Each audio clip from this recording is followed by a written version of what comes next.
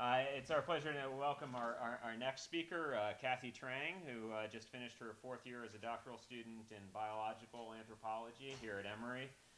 Her research examines the mechanisms by which HIV interacts with PTSD symptomology and neurobiology among Vietnamese young men who have sex with men, using locally adapted measures of mental health and robust biological measures of stress reactivity, both within and outside the clinic. In illustrating these biosocial dynamics of trauma, her work aims to identify the where, when, whom of structural and psychosocial vulnerability. So among other things, Kathy was the recipient of a CMBC Neuroscience Initiative pilot research grant to fund some of the work she'll be talking about today. So that's the main important thing. Some of the other things are publications in Nature and stuff like that. Kathy will be talking to us today about neurocognitive predictors of real-time mental health vulnerability among highly traumatized men. Thank you. Yes. All right. Awesome. Thanks so much. Hopefully you can hear me all right. Okay, so I'll be talking a little bit about my research in Vietnam, and specifically I'll be focused on post-traumatic stress disorder, or PTSD, a highly debilitating psychiatric condition that often arises after trauma exposure. And so in terms of the outline for the presentation, I'll just be talking a little bit about PTSD symptomology and neurobiology, just to provide a brief overview, speak a little bit to my field site and why, and the group that I'm focused on, which as Dietz has mentioned, is young men who have sex with men. And so these are, and this is, the term MSM was introduced in public health in the 1990s, primarily to refer to a group of men who, irrespective of sexual orientation, had sex with men. So in my sample, it includes gay men, bisexual men, but also male sex workers of different sexual orientation. And then I'll be speaking a little bit about just the research design of my research in terms of how I conceptualized taking neuroscience into the wild, so to speak, and the working model for that. Some preliminary data. Unfortunately, I should preface by saying that because I recently returned from the field, probably 2 months ago, there will be, unfortunately, a little bit of light data to show, but nonetheless, to set up a little bit, to think about the feasibility and acceptability of such a project among high-risk participants, particularly in low-resource settings, such as the one in which I work. So just to provide a very brief overview of PTSD, just for individuals that perhaps may not be overly familiar. In the DSM, at least, PTSD is associated with 4 symptom clusters, including re-experiencing symptoms dealing with intrusive, distressing thoughts or experiencing flashbacks related to the traumatic life experience, avoiding and numbing symptoms, which really just have to deal with the avoidance of thoughts, feelings, or activities, places that remind you of the traumatic life event, hyperarousal, easily startled, hyper-alert, and negative thoughts which have to deal with this perception of the world as a bad place, as well as perhaps desire to self-isolate and failure to experience positive affect, for instance. And for a PTSD diagnosis to be made, these symptoms from these clusters need to have lasted over a month. So, in terms of PTSD statistics, in the United States at least, 70% of adults in the US have experienced some type of traumatic event in their lives. But of those, up to 20% go on to develop PTSD. And statistically, this isn't much different worldwide either. So data from the World Mental Health Survey suggests that in respondents in about 26 different countries surveyed, about 70% or so had experienced some sort of traumatic events. And the most common of which is the loss of a loved one. The average trauma exposure per capita worldwide is 3.2, and the conditional risk of developing PTSD is about 4%. But this is higher in individuals that have been exposed to interpersonal trauma, such as rape, sexual assault other than rape, physical abuse by a romantic partner. And the lifetime prevalence of PTSD worldwide is about 5.6%, but this varies from country to country. And this is to suggest that there is both differences in terms of the prevalence and onset of PTSD worldwide, as well as to suggest, as the graph on the right shows, is that there is also disparity in terms of treatment seeking. What you see, for instance, is that in high-income countries such as the United States, about 50%, half of those who could benefit from treatment, actually seek treatment. But in upper middle and lower middle-income countries, where I work, the health seeking drops to about half of that.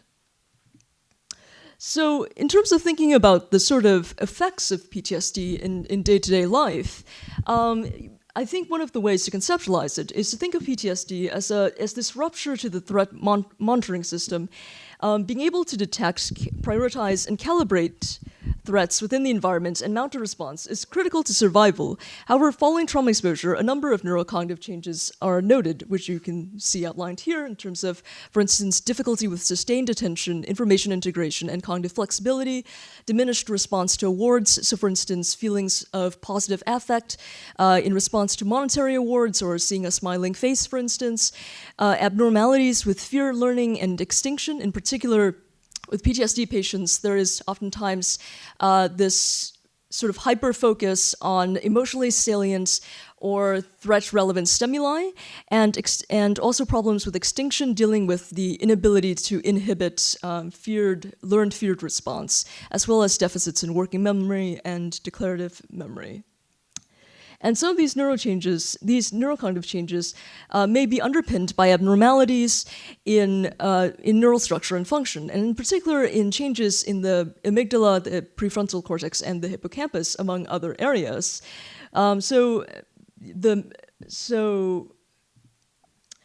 In thinking about these changes to both decision-making as well as to information processing, this bias towards threats in everyday life, and the modification and the changes that may, and the impacts that may have on social interactions, one could think and observe, indeed, that PTSD is often associated with a number of negative health outcomes, including reduced functional health or health-related quality of life, alcohol use disorders, depression, anger, as well as suicidal ideation. And the context in which I work, which is among those who are either HIV positive or at high risk for HIV, there's also an increase of treatment non-adherence and virologic failure. But of course, as noted before, very few individuals who are exposed to trauma actually develop PTSD. And for those who do, the symptom profiles tend to differ. So a number of studies now that are tracking sort of the longitudinal course, the evolution of PTSD over time, suggest to us that there are multiple trajectories that people fall into. So we presented here as an example of which from Dirkstein et al., and this is a study of American soldiers who had been deployed in a 6-month trip. And the data regarding their PTSD symptomology are gathered at 4 different time points. The first is pre-deployment. The second is when they first return, and the third time point is 3 to 4 months after return, and the fourth time point is about 9 months after they had returned. And so using Latin growth curve analyses, you can see that there's been 4 groups in terms of trajectories for PTSD that's been identified. With the most common of which being resilience, the resilient group, which is that there's low symptomology throughout the 4 measured time points. And very few individuals actually develop chronic PTSD. And this is similarly observed in the Grady Trauma Project data, in which the majority, about 50% or so, fall into this resilient category, whereas only about 10% or so actually develop chronic PTSD. So one way of thinking about this is what may account for these different trajectories. And while a lot of these studies enable us to have a better understanding of some of the pre-trauma, trauma-related, as well as post-trauma factors that are associated with PTSD trajectory. For instance, we know that poor physical and mental health prior to trauma exposure, as well as being a woman and low educational attainment, is associated with worse outcomes. But they don't necessarily tell us very much about the everyday processes that may drive symptom maintenance, resilience, or recovery. But perhaps it is in that sort of granular approach, in trying to link some of these neurocognitive changes that I've previously mentioned to the everyday experience, that we're able to better derive or determine this when, where, and whom of psychosocial vulnerability, and therefore design interventions that can better partition resources to when and only when it is needed to transition to prevent transition into adverse health states. So some of the work I'll be outlining today is really trying to deal with that, in trying to better understand how it is that these neurocognitive processes, altered in the context of PTSD, impacts how people perceive, prioritize, and calibrate responses to threats in in the flow of everyday life. Responses to threats that are often multifarious and often ambiguous in nature. And one of the reasons for doing so is to think about these changes, these neurocognitive changes, as enabling for people to be in the same place, in the same space, but different places at the same time. That is to say that there's varieties of lived experiences, even though, for instance, we may all be in this same room. And these variations may derive, for instance, from differential embodiment, differential stress exposure in the past, as well as differential attention and its varied impacts on us. And to think about what the consequences of these differences are. So as scientists, we care about differences that make a difference, the sources of differential well-being, as well as sources of differential suffering and resilience. And so some of my work in Vietnam draws from this bioecocultural model that is from Carol Worthman's work that has primarily focused in the past on developmental outcomes, and specifically developmental outcomes of the child. And in this bioecocultural model, it's really looked at these later outcomes, such as, for instance, development of emotion regulation, learning, and adaptation, as a function between the developmental niche and the child's biological characteristics, as well as functional characteristics. But also, potentially, we could be thinking about how it is that the methods that we have available, the tools that we have available, might lend itself to the study of these biocultural dynamics as they unfold in real time. And specifically in the context in which I work. So this is sort of an outline of how Carol and I are conceptualizing some of these real-time dynamics in terms of this three-level model in which you have these durable characteristics that individuals bring with them to across contexts, which might be, for instance, here modifications in terms of how information is being processed, as well as how threat is being detected, as well, and characteristics, the durable characteristics of the environment themselves, the cultural affordances that are available to individuals given where they are. With this interaction between these durable characteristics and the momentary, these fluxes in day-to-day lives, for instance, I'm here one moment, I'm here in the next, the individuals that I interface with in these different moment-to-moment encounters, and how together that interaction between these characteristics people bring to bear on the contexts, on the situations of day-to-day life, in turn creates these patterns of experience that shape long-term trajectories of PTSD, for instance. So the context of my work is in Vietnam, as I've mentioned, and specifically what I'm interested in is how is to understand these person-context interactions, and to do so, and I'll be talking about that in more detail, we integrated in-person assessments of personal history, cognitive performance, health status, and psychophys, reactivity to challenge task, with ecological momentary assessments or ambulatory methods that took these approaches outside of the clinic or laboratory into the flow of everyday life. And through repeatedly sampling the same individual multiple times, we aimed to illuminate the dynamics that contributed to inter- and intra-individual variability in lived experiences, and through the patterning of such experiences, characterize the affective and behavioral signatures that underlie the phenomenology of PTSD. So in terms of the model itself, just as I've outlined previously, but really focused again, on differential reactivity, HIV status, trauma exposure as these durable characteristics, but also the momentary in terms of the states that individuals are in that particular moments to create these patterns in experience and that may contribute towards long-term health outcomes. So just to provide a little bit more information on the sample of my research sample, so this is a fairly highly traumatized population. So the data presented here is from a sample of about 200 individuals who were receiving care at multiple sexual health clinics in Hanoi, where I was doing my research. And so among this population of young men who have sex with men between the ages of 18 to 29, about 24% had reported experiencing moderate to severe childhood physical abuse, about 19% physical neglect, 14% emotional abuse, and 11% emotional neglect, and about 27%, or a third, had experienced sexual abuse in childhood. And so this is much higher than what you see in past studies looking at the general population in Vietnam. And notably, among this population, about 38% would meet the criteria for PTSD. About 27% report moderate to severe anxiety, depression, and about 20% moderate to severe anxiety. But of course, this is also, in the context of Vietnam, occurring against the backdrop of rising HIV prevalence. So among MSM in particular, in 2006, HIV prevalence was about 9.4%, but this rose to about 20% in 2010. And this is in contrast to the decline that you see among both MSM in surrounding Southeast Asian countries, such as Thailand, such as the Philippines, but also in comparison to other high-risk groups within Vietnam, such as injection drug users and female sex workers. So we were really interested in being able to model some of these dynamics in terms of understanding both the effects of trauma and also how it affects these management of ongoing stressors in these individuals' lives, and how that might be shaping this interaction between HIV and PTSD.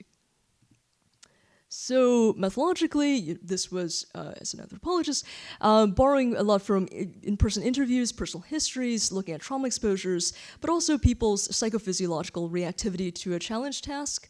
And I'll be speaking a little bit more about that, but we measured just skin conductance and heart rate variability.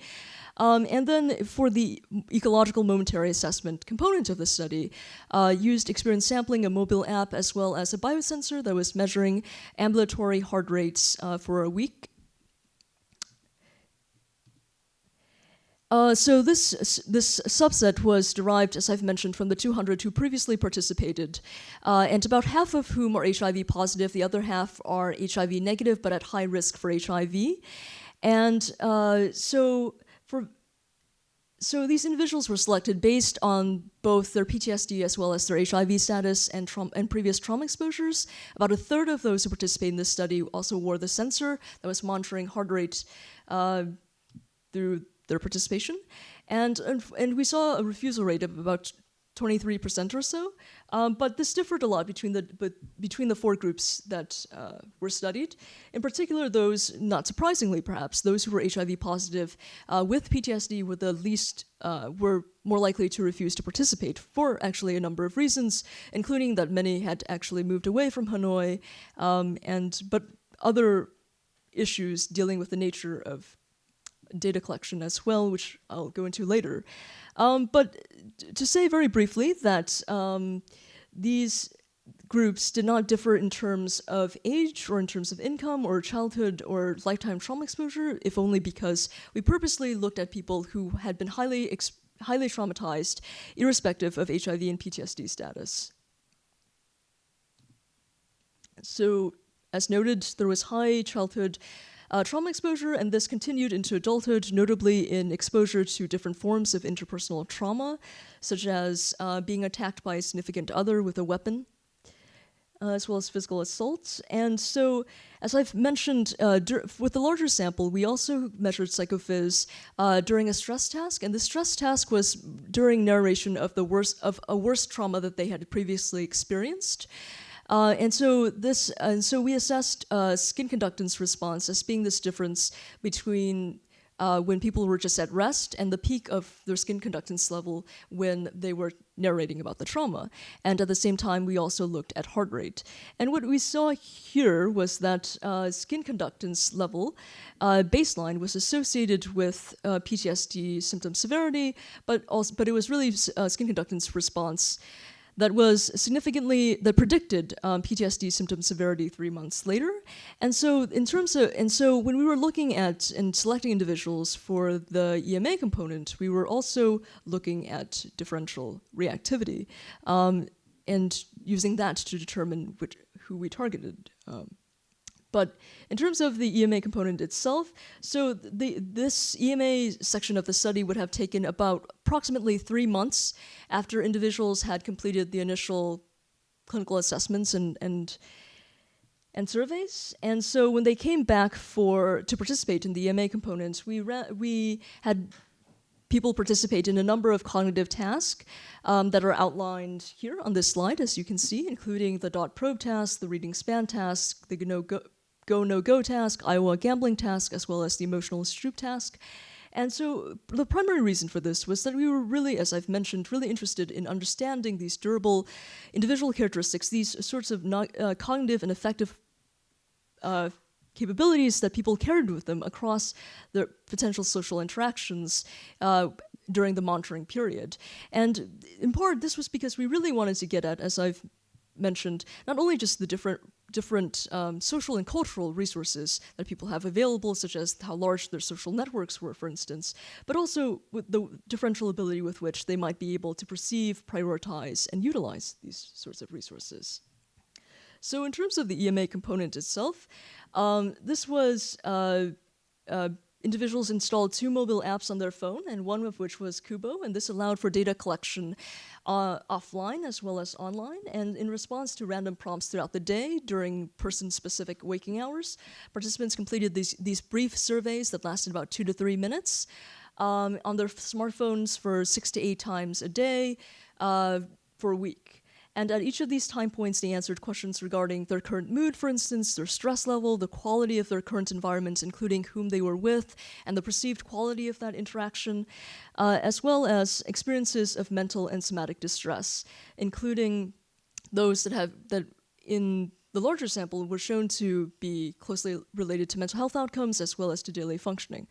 And in addition to that, their GPS location was also recorded. And the idea of this was that we wanted to be able to determine, for instance, if someone reported a PTSD symptom or a spike in heart rate, to be able to tie that to a particular location, to tie it to whom they were with, the sort of settings they were in, and to determine what precedes and what sort of follows that episode.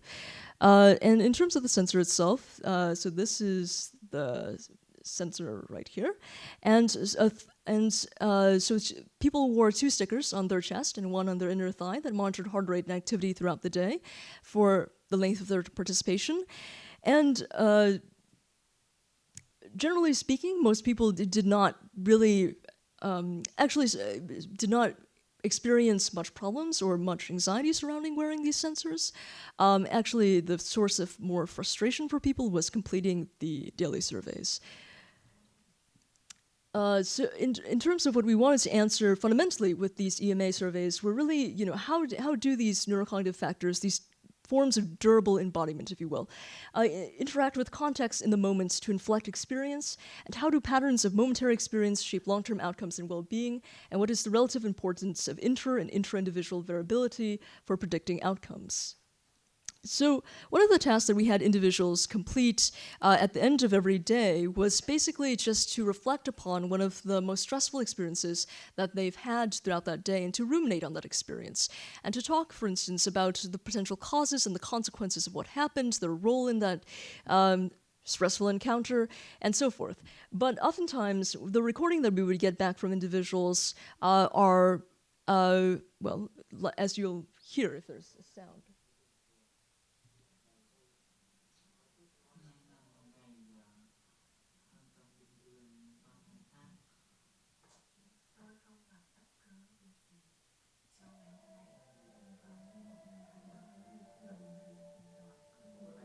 Hôm nay mọi chuyện xảy ra rất bình thường.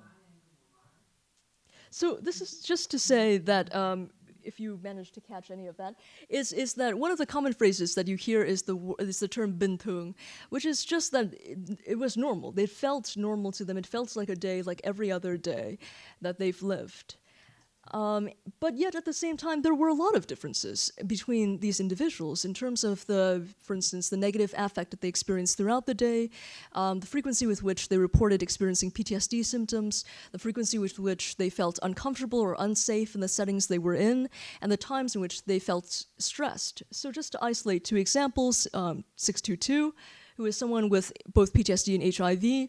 This is a guy who reports about 10% of the time that he answered the surveys, feeling moderately angry or sad, about a quarter of the time experiencing PTSD symptoms and feeling moderately uncomfortable and unsafe in the environment that he was in. And about half of those times he also felt stressed. And this is in comparison to 601, for instance, who also had HIV but didn't have PTSD, and he felt about 1/10 of the time moderately angry or sad, about 14 of the time experiencing PTSD symptom, and at no time during which he was surveyed did he report feeling uncomfortable or unsafe in his environment or feeling stressed. So there's in spite of these variation between these individuals, they nonetheless conceptualize their day as being a day like every other day, a very normal day. So very basically and descriptively, these are some of the EMA data that we gathered, and you can observe some group differences in the experience of anger along PTSD diagnosis, but not in sadness, comfort, or in happiness. And so this is also congruent with the literature, which generally notes an elevation of anger and hostility among those with those with PTSD. As well as also group differences in thinking a lot. And one of the reasons we were interested in both dizziness, headache, and thinking a lot, among other somatic symptoms, is because these somatic symptoms have been frequently noted among Southeast Asian populations. And it was particularly interesting to us to think about the different ways in which people might be attuning to their bodies and the sorts of sensations that they might find to be particularly salient, and how they in turn respond to those sorts of sensations, which again may be culturally different. So, in addition to that, just very preliminarily, in terms of the face.probe task, we did find that, which as I've mentioned previously, assesses emotional processing and these intentional bias for threatening stimuli. And here, the threatening stimuli is the angry faces. And and very briefly, this is a task in which people are essentially shown pairs of images, and the faces are either angry, neutral, or happy. And a probe replaces one of these images, and the participant is asked to determine where that replacement occurred. And what we saw was that bias towards happy faces was associated with lower positive perceived evaluation of self by others during the ecological momentary assessment period, and faster reaction time to stimuli, irrespective of whether the response was correct or not, was associated with increased positive perceived evaluation of self by others, and task accuracy was associated with higher perceived safety and comforts in day-to-day life. And the data previously suggests that there are some differences in terms of between groups of individuals, but also there is also the intra-individual variability, which you can see depicted in the graph above, right here, the smaller one of the three. And on the x-axis is the prompt number, the EMA assessment number, and on the y-axis is the rating that person gave for their feeling of anger at that particular moment. So you'll note for 650, which is depicted in the blue line, that there's much more variability throughout the week and throughout the day. So the highs in terms of anger is very high, but then also there's rapid return as well. Whereas for 557, there really isn't much variability on a day-to-day or week-to-week basis. So the question is, what's tied to that intra-individual variability, and what's the significance of that? So I think one of the case studies in which I will be presenting, just to think through some of these issues, is again of 622, which, as you would recall, is the one who showed who had both HIV and PTSD and also felt unsafe in a number of contexts. But this man was 24 years old and a self-identified gay man that had immigrated to Hanoi 7 years ago from a small town in Tai Nguyen, where his father worked as a taxi driver and his mother farmed. While he refused to talk about the event, the participant reported first having anal sex at age 7. At 18, he was disowned and kicked out of his parents' house. At 19, he was sexually assaulted by an older man that he had met online. And he believes that this was the event in which he had contracted HIV. And his PSS score, so measuring PTSD symptom severity, here is 16. And a year ago, he was also diagnosed with chlamydia, syphilis, and or gonorrhea. So Actually, so in terms of safety and discomfort, while the core of the time that he expressed feeling moderately unsafe, there was also this about 75% of the other time in which he claimed to have been feeling rather moderately, at least, very safe, very comfortable in the environment that he was in. And there wasn't necessarily that much fluctuation in those cases. So using multi-level modeling, we think we know what may be going on here in terms of to better understand some of these, both the nestedness of individuals within contexts as well as the nestedness of time within individuals. For instance, to being able to tie this reported feelings of safety, for instance, feeling safe on the fifth prompt at level 5, for instance, moderately to high levels of safety, and where that individual was. And so this is actually a map that was drawn depicting different sites that people frequented. And so basically we presented each participant with a map and asked them to draw places that they frequent, places they were familiar with, places that they associated with their trauma exposure, as well as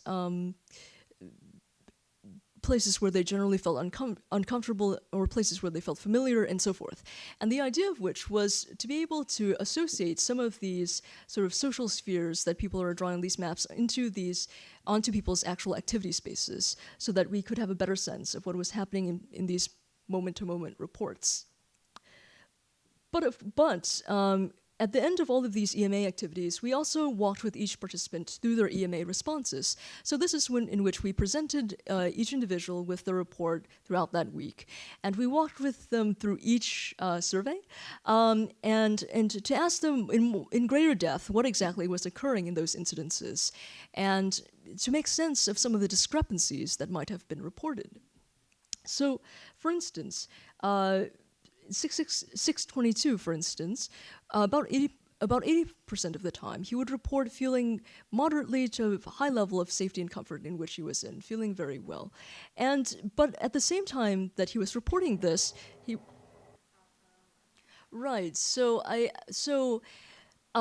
actually, both in regards to the EMA study as well as the earlier larger study, most people were really interested in participating because, one, they recognized that there appears to be sort of substantial mental distress among basic MSM friends that they had, for instance, but at the same time, there was actually not a lot of mental health services that were available, and also just generally a lack of understanding of where those sorts of resources are. So like in Vietnam, at the moment, there's a ratio of about one psychiatrist to every 80,000 people.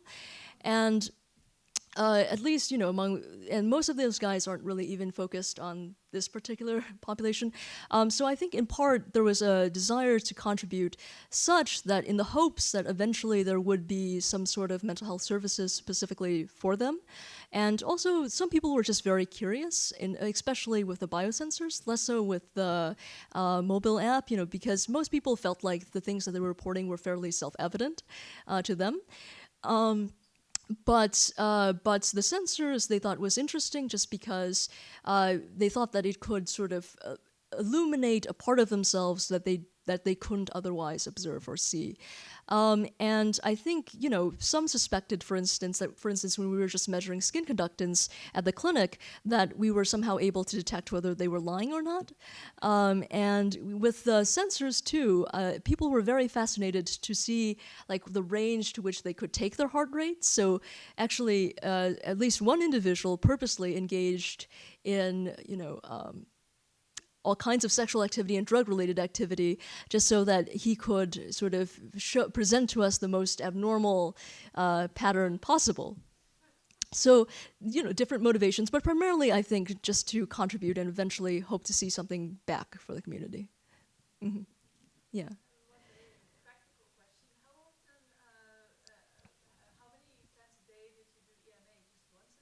No, so it was about 6 to 8 times a day, and so this proved for many participants to be too frequent.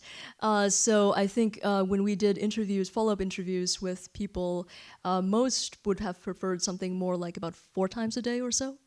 Yeah. So getting back to this a bit, yes. So following each once the EMA component wrapped up, we would conduct interviews with participants in which we would walk through each EMA survey just to have a better sense of what was happening during those times, and just to also have a better understanding of some of the difficulties people encountered, and also some of the challenges, whether any questions didn't make sense, or whether they felt embarrassed in some ways to answer some of these questions, or to wear the sensor on a daily basis. So some of these results suggested another layer in addition to the self-report, as well as in addition to the psychophys. So as I mentioned with 622, while he did report about 80% of the time, he reported feeling at least moderately or highly safe or comfortable in the environment he was in. But at the very same time, he would also report experiencing multiple PTSD symptoms in those same moments. And so we were, or close to it. And so we were really interested, and so we asked him essentially why that was. And he told us, and I'll read from the quote, there will be times when I think about that, with that being the rape that had occurred about 5 years ago, and I will feel scared, feel that like there's stress, not safe. Even though I have the habit of saying on the survey that I'm not wary of others, deep down there's still this distance I've decided on, and I'll still be wary of every relationship. And so there's two ways of thinking about this. One is that these feelings have become normal for him, or he's presenting himself as feeling that way, and it serves as an idiom of wellness. But either way, these methods allow us to reflect a new way on the question of what is normality for these individuals, particularly in the context in which they are embedded, and how does it differ among them? Concomitantly, what difference does it make in terms of thinking about long-term health outcomes, PTSD trajectories, for instance? So while there's a lot of potentials to think about, is to think about in terms of mobile technology and the integration with cognitive testing, in terms of allowing us to better understand how these embodied characteristics shape daily experiences and how patterns of daily experiences influence long-term health outcomes. The potential of which lies, of course, in some ways, in that, for instance, as I've mentioned, in Vietnam, there's about one psychiatrist for every 80,000 people. And if you think about low and middle income countries generally, there is about one hospital bed there's about 11 hospital beds for every 5,000 people. But at the same time, there's about 2,500 mobile phones per. So about 1 out of 2. And so there's a lot of potential to think about in terms of both understanding mental illness as well as in delivering interventions.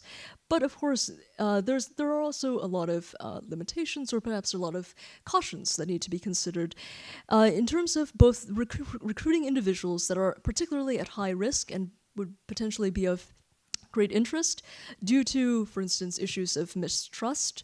So, for instance, with the mobile app as well as with the sensor, one of the difficulties we encountered with those who were HIV positive and also had PTSD was that many were either also injection drug users, or alternatively were engaged in sex work. And many of them felt, at least, even with our assurances, that the data that they provide would be able to identify them, and worse yet, identify them in those specific moments, or be able to capture them where they usually engage in these sorts of activities. So, and then there's also the attention load aspect, because perhaps due to the frequency of these surveys, for those that were particularly with higher levels of PTSD symptoms, it presented an additional burden that was difficult for people to entertain simultaneously. And then there's the issue also of extensive mobility, particularly among the young men that I work with, which I think is perhaps true of a lot of other East Asian, Southeast Asian countries, which is that many are rural urban migrants that frequently leave Hanoi. So during the course of participation in my study, for instance, several individuals left to their hometown for extended and sort of periods of time in which the end date was unclear, and we had to go there to retrieve the data and sensors. So various difficulties, and there's also a need for, I think, community-based participatory research in terms of the design of the mobile app as well as the questions itself.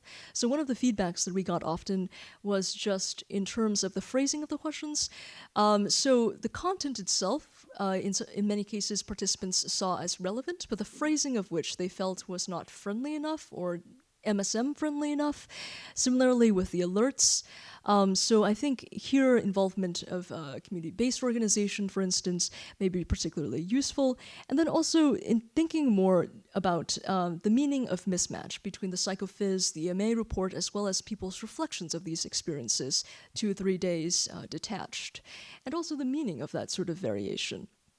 Because I think the issue of variation is particularly important in work outside the context of the United States, particularly if we want to avoid these category fallacies, these in which we're using these existing categories, such as for PTSD, for instance, and the degree to which it benefits us to better understand mental distress as it's unfolding, but the degree to which it also blinds us to the variance in local symptoms or in response to distress. And the degree to which, indeed, these categories themselves create looping effects and, in turn, become the ways in which people inadvertently organize their experiences. So I think there's also, and then finally, I think there's a need to consider both the value of prediction in terms of thinking about, for instance, mapping these PTSD symptomology and trajectories, as well as looking at some of their real-time predictors and thinking about the realities of intervention in those local contexts.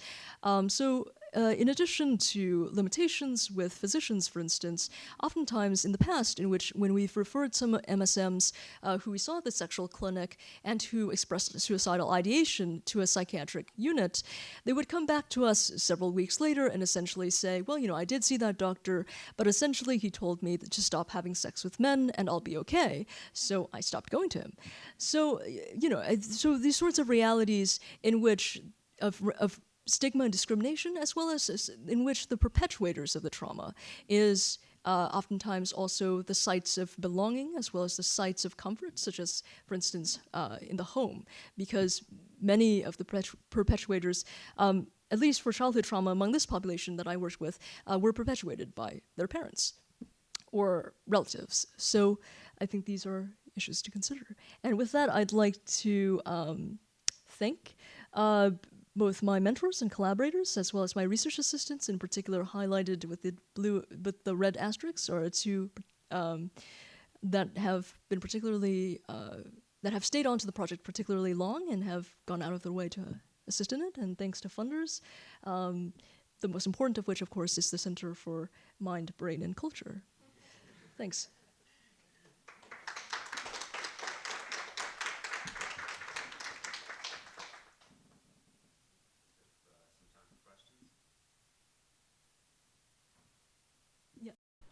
Just a very specific question about the technology used. So the sensors, that data was then transferred to the phones that were then sent to you, or did you have to collect the phones or the sensors themselves to get that data off? And also, if you can remind us, and I apologize if I forget, how long the time did you collect the sensor data and how did you analyze it? What was your goal with that particular data? To average across or to find particular time points? I know you showed some of that. Yes. So the sensor data was, the data from the sensors was synced whenever it was charged. And so whenever they charged the sensors at home, then the data would be uploaded online. And so that was not connected to the phone. What's that? So they were charged at home and then the charging device sent it on through the net? Right, yes. Yeah, so before that we would log people into an account and so forth. And in terms of, so that we actually did need to get back from participants at the very end after after about 7 days of data collection. Some people dropped off inevitably a little bit sooner, but most completed all 7 days. And in terms of the data itself, so the sensor data I didn't present just because we haven't analyzed that yet. But what we're interested in is really to one of the key features of PTSD is the failure to inhibit the presence of safety signals. So we were really interested in just in looking at heart rate or response to a stressor in contexts that were considered safe for that individual. So for instance, being at home versus being in a high stress environment, and whether there's actually a difference therein or not. And the idea being here that for those with PTSD, there's this more generalized hyperarousal that sort of diffuses across contexts. Yeah. Were there tricks you used, or how did you make sure that people would respond to these questions accurately or reasonably? You can imagine that sometimes people are just like, well, whatever, I just want to be done with this thing. Right. No, I mean there was definitely some of that, and openly confessed to it actually. So it was that made it particularly useful to walk people through their EMA reports, just because people were fairly open, like in reporting, for instance, this day I was feeling completely off, so I just answered whatever. But otherwise, we did try to, if we weren't seeing people sending in their reports on a daily basis, or there seemed to have been several missed intervals, then we would contact them and just see what was happening. Because one of the good things about doing the research at this sexual health clinic was that there was a close connection with the local community, such that and a degree of trust and a sort of like a willingness essentially to respond. I may have missed this at the beginning of your talk, but what was it particularly about this population and this context that was of particular interest to you, relative for looking at these kinds of questions about PTSD? Right. Why there? Why right? Yeah. So I think part of it had to do with with the rising HIV prevalence within the country, and part of it, again, is that it seems that increase in HIV isn't observed among similar high-risk groups within the country, and is also not observed among MSM in surrounding Southeast Asian countries. And I think part of it was also the disparity in terms of both the focus of mental health research and intervention that was available in Vietnam versus what was available for mental health. Because when I first went to Vietnam in 2014 or so, and was working at this sexual health clinic, again, there was really not so much a discussion of mental health, and even the doctors themselves who were working at the sexual clinic really conceptualized mental health as being solely either epilepsy or schizophrenia, and really didn't see depression or anxiety or related issues as warranting clinical attention. So I think in part it was a motivation just to start to build a little bit of an evidence base showing this connection between HIV and PTSD, again with the hope that perhaps it could lead to better services. Yeah. Why only Hanoi? Are you planning to expand it to other cities in Vietnam, like Hanoi or Saigon, or are you just planning to? Yeah. No. I mean, I'm not planning to in the context of the dissertation or anything. I'm done. But I think part of the focus actually in Hanoi is that what's interesting is that. One of the quotes that I've heard more than once among some of the male sex workers that I worked with was that it was better to be a sex worker in Ho Chi Minh City than it was to be in Hanoi.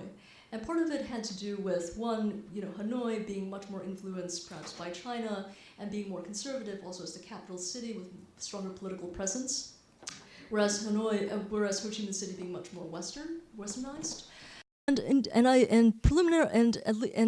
Previous study by Goldsmith et al. In 2015 was looking at mental health prevalence among MSM, but specifically those who were just male sex workers in these three cities, Da Nang, Ho Chi Minh, and Hanoi.